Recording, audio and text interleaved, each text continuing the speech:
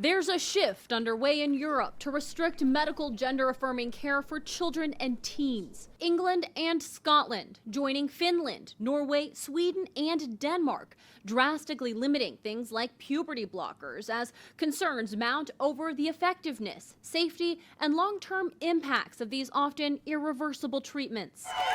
As Europe pumps the brakes, America still pushing full steam ahead. The Daily Caller Foundation digging into pediatric transgender care in the U.S., obtaining 30 hours of training videos from WPATH, the leading entity doctors look to for guidance on trans care. I think it's important that people understand how influential an organization like WPATH is. WPATH is such a significant influence all the way down to your local pediatrician's office. The training videos include acknowledgments about negative side effects of treatments. We talk about puberty suppression as reversible, okay?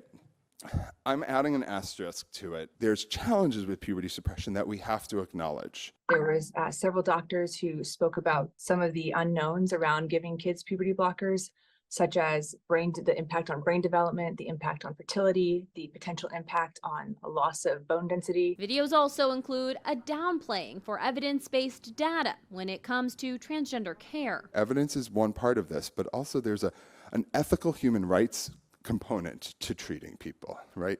We don't rely on evidence for every single treatment we do in medicine. Some doctors seem to brush off the seriousness of these treatments when discussing consent of those with mental health struggles. One doctor compared gender reassignment to getting wisdom teeth pulled. I would probably frame it, are they mentally stable to go for wisdom tooth extraction right now? Like no, that's very helpful. The idea of an elective surgery. In response to the UK pausing gender care for minors, WPATH issuing a statement calling the data they base their decision on outdated and untrue. But the lead doctor on the UK report now says it's actually U.S. doctors who are out of date on youth gender medicine. In Washington, I'm Kayla Gaskins.